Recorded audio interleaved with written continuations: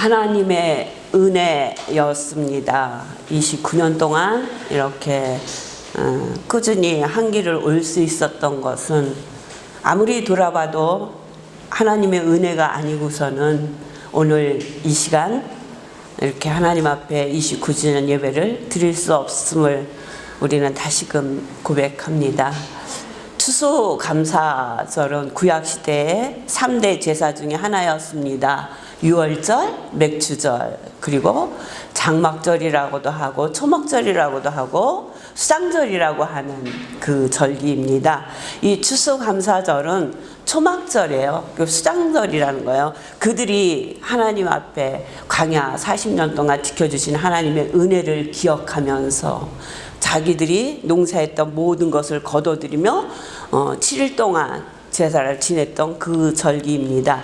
신명기 16장 13절에서 17절에 보면은 너희 타작마당과 포도주 틀에 소출을 거두어 들인 후에 이래 동안 초막절을 지킬 것이요 절기를 지킬 때에는 너와 네 자녀와 노비와 네 성중에 거하는 레위인과 객과 고아와 가부가 함께 즐거워하되 내 하나님 여호와께서 택하신 곳에서 너는 이래 동안 내 하나님 여호와 앞에서 절기를 지키고 내 하나님 여호와께서 내 모든 소출과 내 손으로 행한 모든 일에 복 주실 것이니 너는 온전히 즐거워할지니라.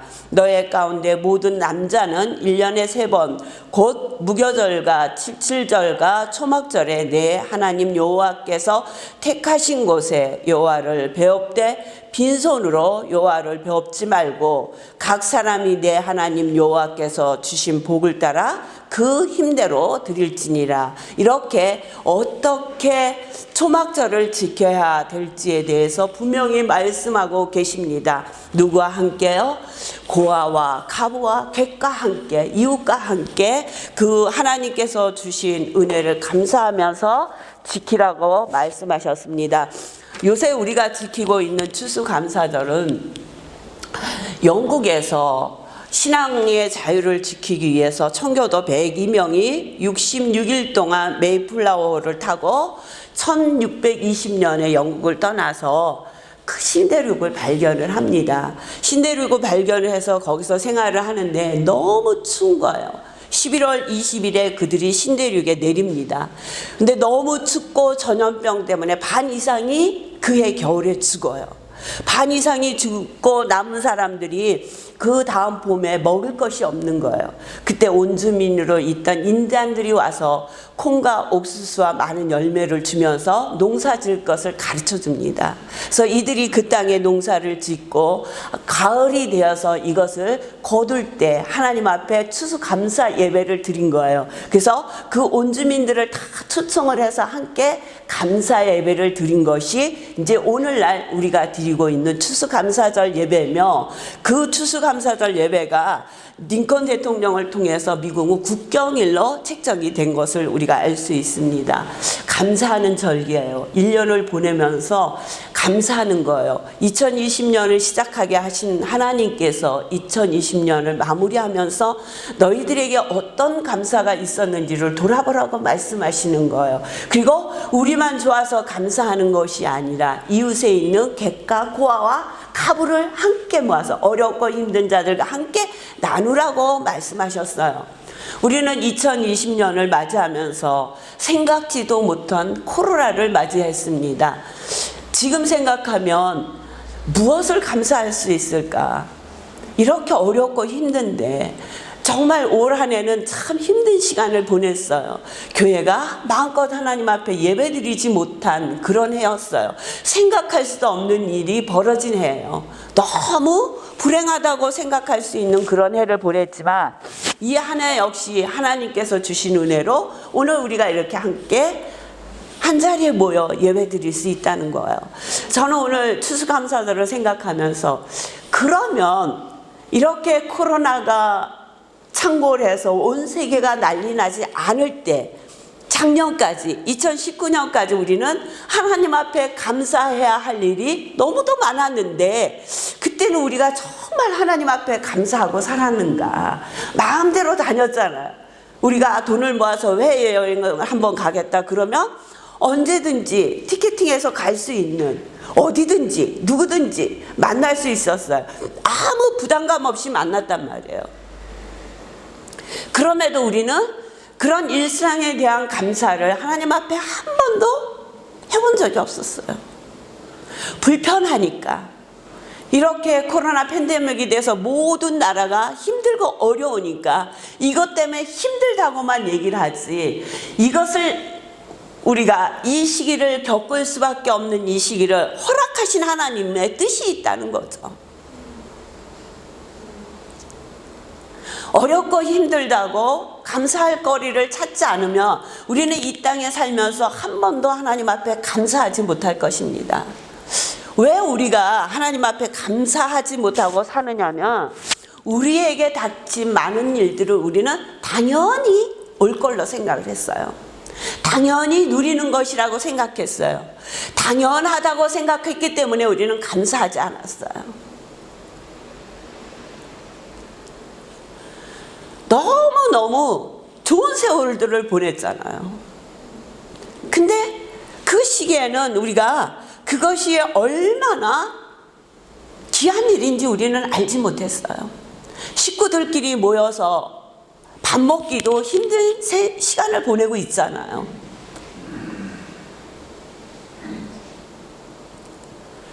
그렇다고 힘들다고 불평하고, 이 코로나 때문에 많은 어려움을 겪는 많은 분들이 있어요.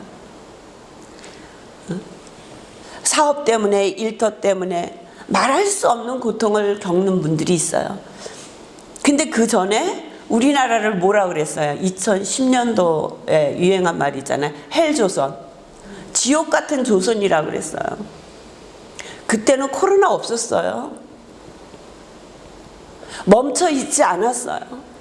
그래도 그때는 죽을 것 같다고 얘기했어요. 그때도. 그러니까 어느 시기를 만나던 우리가 감사하지 않으면 감사할 조건을 찾을 수 없다는 거예요. 좋은 일은 자기가 잘해서 당연히 나에게 와야 될 일이라고 생각을 하는 거예요. 감사하지 않았어요. 근데 오늘 말씀을 보면 하나님 앞에 감사라고 말씀하시는 거예요. 여호와께 감사하라. 시편 107편 1절에서 9절까지 말씀을 통해서 제가 여호와께 감사하라는 제목으로 말씀을 드리는 거예요. 여호와께 감사하는데 왜? 그는 선하시며 그 인자하심이 영원함이라고 말씀하고 계세요. 하나님의 선하심과 인자하심이 없다면 오늘 저희가 하나님 앞에 예배 드릴 수 없었습니다. 여호와의 속량을 받은 자들은 이같이 말할지어다. 여호와께서 대적의 손에서 그들을 속량하사 동서남북 각 지방에서부터 모으셨도다. 이 시는 바벨론 포로를 끝나고 예루살렘에 와서 어떤 익명의 시인이 지은 시예요. 그들은 하나님의 말씀을 거역함으로 인해서 바벨론의 포로가 될 수밖에 없었어요. 대적의 손에 넘겨졌단 말이에요. 그들은 남북 각 지방으로 흩어져 있었어요. 그들은 모아서 함께 예루살렘에 돌아올 힘이 없었어요. 하나님께서 그들을 페르시아 고레스 왕을 통해서 그들을 모으시고 그들을 속량하셔서 예루살렘으로 인도하셨다는 거예요. 속량하셨다는 거예요. 우리를 죄에서 구원하여 주셨다는 거예요. 그 은혜를 생각하면 날마다 감사해도 부족하잖아요. 그들이 광야 사막길에서 방황하며 거주할 성읍을 찾지 못하고 줄이고 목이 말라 그들의 영혼이 그들 안에서 피곤하였도다. 힘들고 어려웠었다는 거예요. 우리의 삶과 똑같잖아요. 광야 사막길에서 방황하며 길을 잃었다는 거예요. 거주할 성읍을 찾지 못하고 목이 말라 그들의 영혼이 그들 안에서 피곤하였도다. 우리의 인생길이 이런 길을 만날 때가 얼마나 많이 있어요.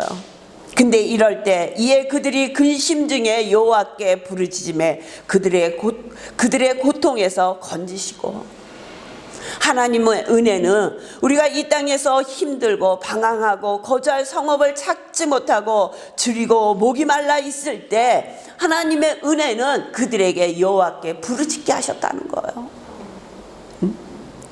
그 부르짖음을 들으시고 고통에서 건져주셨다는 것입니다. 우리가 하나님 앞에 감사해야 될 것은요, 구속의 은혜예요. 속량받은 은혜예요.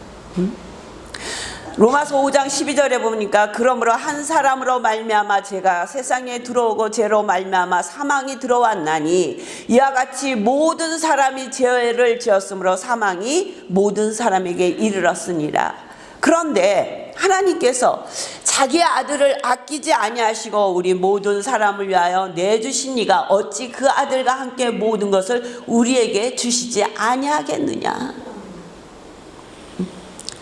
죽을 수밖에 없는 사망의 길에 있는 우리를 위하여 자기 아들을 아끼지 아니하시려고 우리에게 모든 사람을 위하여 그 아들을 내어주셨다고 말씀하고 계시는 거예요.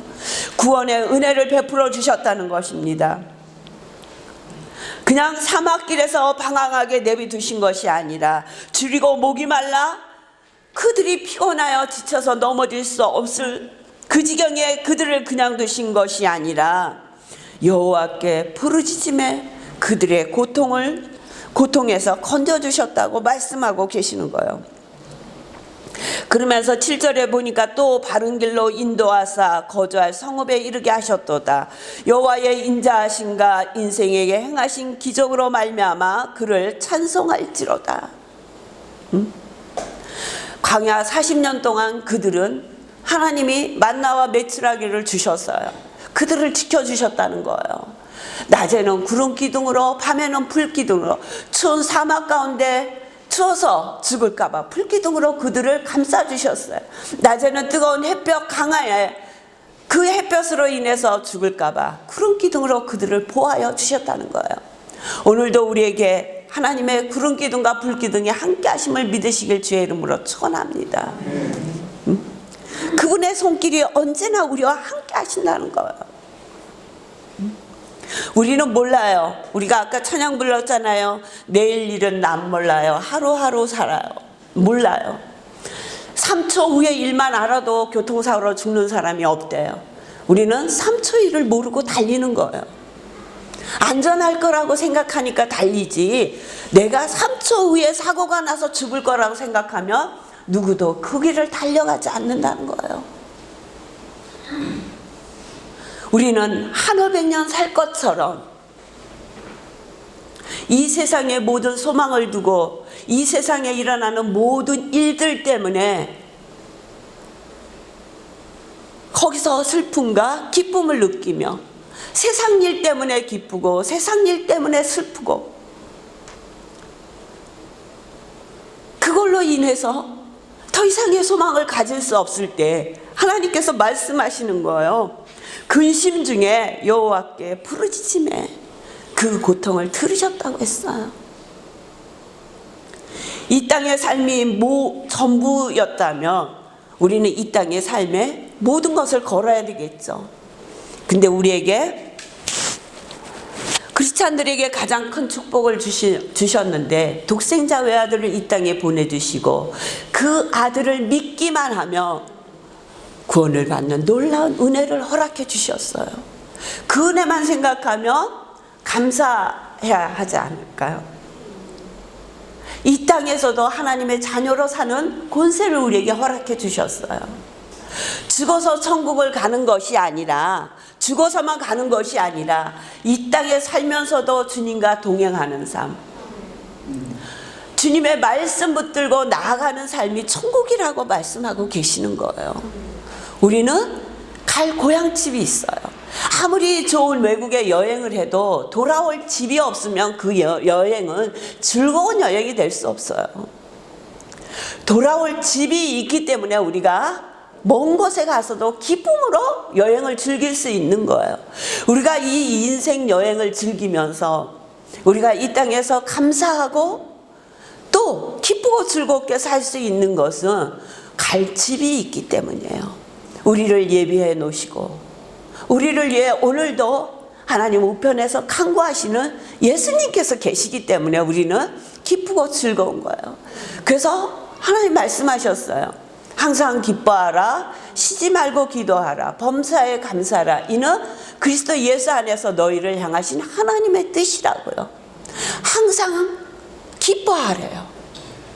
범사에 감사하래요. 어떻게 범사에 감사할 수 있어요? 제가 예전에도 한번 그 말씀을 통해서 설교할 때 이야를 들었던 얘기가 있어요. 옛날 오금리에 있을 때 정말 예수 믿을 거라고 그 사람을 아는 사람은 한 명도 여기지 않았던 여인이 한 명 있었어요. 그 동네에서 그 여인과 싸워서 이긴 남자가 한 명도 없어요. 이분은 싸움을 하면 남자들하고 그렇게 싸웠대요. 저는 보지는 못했는데 싸움을 하면 남자들 질 것 같으면 옷을 다 벗어버린대요. 그러니까 남자들이 도망가 버리는 거예요. 그러니까 한 명도 그 동네에서 이겨본 남자가 없대요. 싸워서 이겨본 사람이 한 명도 없대요. 그리고 제가 저희와 만났을 때 그 남편이 6번째 남편이에요. 그러니까 그 인생의 삶이 얼마나 고달프고 힘들었는지, 그게 흉을 얘기하는 것이 아니라 얼마나 힘든 인생을 살아왔는지 우리는 그걸로만도 충분히 알 수 있어요. 그리고 오토바이를 타고 다니세요, 이분이. 근데 저는 우리 교회에 오기 전까지는 한 번도 그분을 뵌 적이 없어요. 얘기를 들은 적이 없어요. 근데 그 동네가 철거되면서 그 남았던 이제 동네 주민들이 모일 데가 없어서 우리 교회를 오게 돼서 거기서 회의를 하게 될 때 그때 그분을 만난 거예요. 근데 그분이 회의를 하다가 나와서 저에게 고백을 하는 거예요. 목사님, 네? 저 교회 다니고 싶은데 여기 교회 와도 돼요? 오셔도 되죠. 오세요. 저 같은 사람이 교회를 다녀도 돼요? 돼요. 주님이 기다리고 계세요. 주님이 오라 하시는데 그게 무슨 소용이 있어요? 그러니까 얼굴이 너무너무 밝아지는 거예요. 그때도 입에서는 술 냄새가 엄청 났었어요. 그 얘기를 했을 때. 그러니까 그 힘을 빌리지 않고는 말씀하실 수 없었던 거예요. 그날도 회의하러 오셔서 이제 그 기운이 있었기 때문에 저한테 그 얘기를 하셨을 것이라고 생각을 해요. 그래서 이분이 그러고는 이제 정말 기도했어요. 오셨으면 좋겠더라고요. 그분이 구원을 받을 수 있다 그러면 그것처럼 놀라운 일, 하늘에서 정말 잔치가 벌어질 것 같은 거예요. 기대가 되는 거예요. 이분이 주일날 정말 예배당을 나올까? 근데 오셨어요. 오셨어요. 정말 너무 수줍은 모습으로 예배당을 오신 거예요. 정말 이 세상을 다 얻은 것 같은 기쁨이 있더라고요. 너무너무 기뻤어요. 정말 이루 말할 수가 없었어요. 그래서 그분하고 얘기할 시간이 있었어요. 어떻게 저희 교회를 오게 되셨습니까? 그랬더니 저희가 그때 화요일마다 동네 어르신들에게 식사 대접을 했었어요. 정말 최고의 식사를 대접했어요. 가장 맛있는 것을 대접했어요. 과일도 그 철에 가장 비쌀 때 처음 나오는 과일로 대접을 했어요. 그리고 기도만 하는 거예요. 제가 식사하기 전에 기도만 했어요. 그랬더니 그 중에 예수 믿는 분이 생기기 시작을 한 거예요. 근데 이분이 그런 얘기를 들었었던 것 같아요. 그러면서 이제 저희 교회에 대해서 이런저런 얘기를 듣고는 거기 그 집에서 바라보면 우리 교회 그때 비닐하우스였는데 비닐하우스 꼭대기에 빨간 십자가가 보였었대요. 그래서 하나님, 저 교회를 다니고 싶은데 저 교회를 가고 싶어요. 그렇게 마음속으로 기도를 했었다는 거예요. 근데 올 수 있는 길이 없었다는 거예요. 누가 그 여인한테 가서 예수 믿으세요? 복음을 증거했겠어요? 한 번도 그런 사람이 없었다는 거예요. 근데 자기 마음속에는 저 교회를 다니고 싶다. 그리고 집에서 나와서 그 빨간 십자가 나무에다가 페인트 칠을 했었거든요. 그때 빨간색으로. 그 십자가를 보면서 내가 교회를 가면 저 교회를 다녀야지. 그렇게 생각을 했다는 거예요. 그리고 교회를 다녔어요. 근데 이분이 교회에 올 때 정말 좋은 옷을 입고 오고 싶은데 입고 올 옷이 좋은 옷이 없는 거예요. 그냥 티셔츠에 반바지, 뭐 이렇게 몸빼는 아니고 이렇게 하여튼 뭐 청바지인데 이렇게 작업복 같은 거. 그러니까 이분이 그게 너무 마음에 걸려가지고 하루는 정말 정장을 입고 오셨는데 60년대 정장 있잖아요. 그러니까 아주 장롱 속에 넣어놨던 정장을 입고 오신 거예요. 그래서 제가 그날 그걸 보면서 하나님, 제가 저 성도에게 옷을 한 벌 사드리겠습니다. 그렇게 기도를 했어요. 그리고 어떤 옷을 살까 저 나름대로 고민을 했는데 그분이 그날 그 주 화요일 날 돌아가셨어요. 화요일 날. 갑자기 새벽에 그 얘기를 듣는데 지금도 그 얘기만 하면 이렇게 다리가 떨리고 다리에 힘이 쫙 받는 거예요. 그분의 소식을 들었어요. 그리고 장례식장을 갔어요. 아무도 없어요. 아무도 없는 거예요.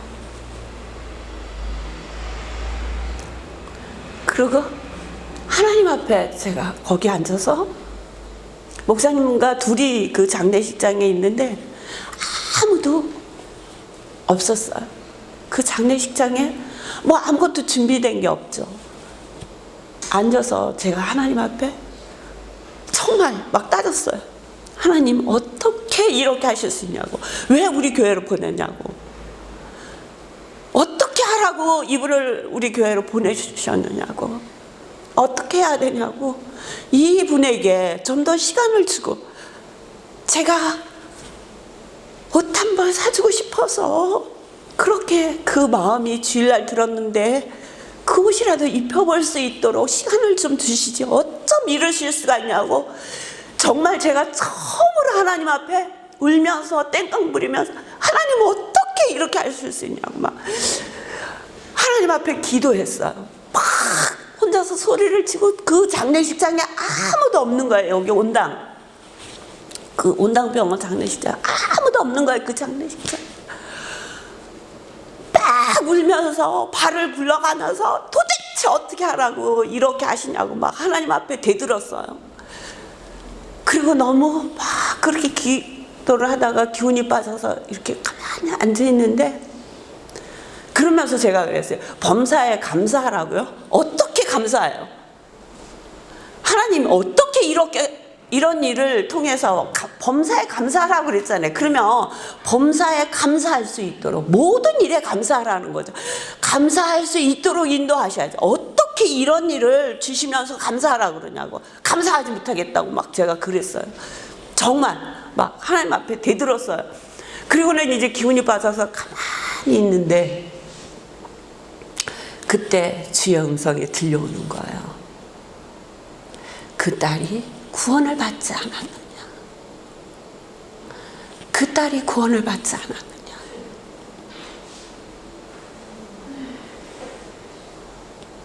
근데 하나님, 근데 그게 왜 하필 우리 교회예요? 그렇잖아요. 이 장례를 어떻게 치러요? 이걸 어떻게 해요?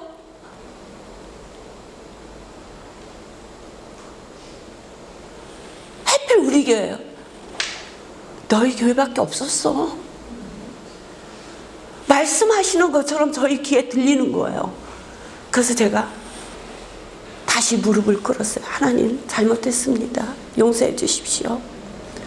세상에 어떤 것보다 귀하다고 얘기했고 무엇과도 바꿀 수 없다고, 세상의 큰 축복은, 가장 큰 축복은 구원받은 거라고 그렇게 외쳤음에도 불구하고 그런 사건을 만나니 감사할 수 없더라는 거예요. 근데 하나님이 구원받았잖니? 그거면 됐잖니? 그렇게 말씀하시는데 제가 수밖에 없더라고요. 저는 데살로니가전서 그 범사에 감사하라는 말씀만 생각을 하며 그분을 지금까지도 잊을 수가 없어요. 거의 15년 정도 된 것 같은데. 그리고 그분만 생각하며 하나님이 택한 백성, 그렇게 구원시키고 싶어 했던 그 여인의 생명을 연장시켜 주신 거예요. 구원받게 하려고. 우리의 입장에서는 그렇게 일찍 갔다고 그러는데 그게 아니라 하나님 입장에서는 구원받을 때까지, 그 여인이 고백할 때까지 벌써 갈 수밖에 없던 그 여인을 연장시켜 주셨던 거예요. 이런 일을 경험하며 29년을 달려왔습니다. 하나님의 은혜였습니다. 하나님의 놀라우신 은혜였습니다. 어떤 분은 얘기해요. 29년 목회하고 내년 30주년이라 그러니까 교회가 되게 잘 지어지셨겠네요, 이렇게 묻는 거예요. 그래서 아니요, 우리 지하실 새 교회인데요. 그러면은 이분이 그 다음 말을 나한테 하긴 해야 되는데 준비해 놓은 말이 없잖아요. 그러니까 말을 못해. 그러고는 그냥 가만히 있는 거예요. 그래서 좀 모질이라 교회 짓는 걸 처음부터 생각을 못했어요. 그렇게 얘기하죠. 그분 앞에 뭐라고 얘기를 하겠어요. 저희 목사님이랑 제가 좀 모질이에요. 근데 둘만 모질이면 괜찮은데 성도들도 모질이에요. 그래서 우리는 교회 짓고 그런데 관심이 없어갖고 지금까지 이렇게 장곡리, 저기 파주시 장곡리 지하실에서 예배를 드리고 있지만 그것 또한 감사하게 생각을 하고 그것이 하나님의 가장 크신 은혜라고 생각을 하고 지금까지 목회를 하고 있습니다. 제가 보니까 어저께 마감된 가나의 우물이 47개예요. 46개, 47개 딴 지역에 판 것이 있기 때문에 카메룬의 17번째 우물이 마감이 됐어요, 어저께. 참 하나님의 놀라우신 은혜가 너무너무 감사하더라고요. 어떻게 이렇게 놀라우신 은혜를 하나님이 하셨는지 다시금 감사를 드려요. 여러분의 삶 가운데 인생을 걷다 보면 힘들 때도 있습니다. 또 정말 하나님이 함께 하시는 것인지를 묻고 싶을 때도 있을 것입니다. 그러나 그럴 때에도 하나님은 우리와 함께 하십니다. 그들이 이스라엘 백성이 바벨론 포로로 가서 각자 흩어지고 그들이 정말 사막길과 방황하며 거주할 성읍을 찾을 때 그곳에도 하나님은 함께 계셨어요. 그리고 그들에게 말씀하십니다. 기도하라고. 여러분들이 인생 살면서 사막길을 걷고 방황할 때, 성읍을 찾지 못하고 줄이고 목말라 할 때, 그때도 하나님은 우리와 함께 하십니다. 감사하시는 여러분 되시길 주의 이름으로 축원합니다. 모든 좋은 일을 당연하다고 내가 누려야 할 일이라고 생각하시는 것이 아니라 하나님의 은혜였음을 고백하시며 사시는 우리 한길교회 성도들이 다 되시길 주의 이름으로 축원합니다. 기도하겠습니다.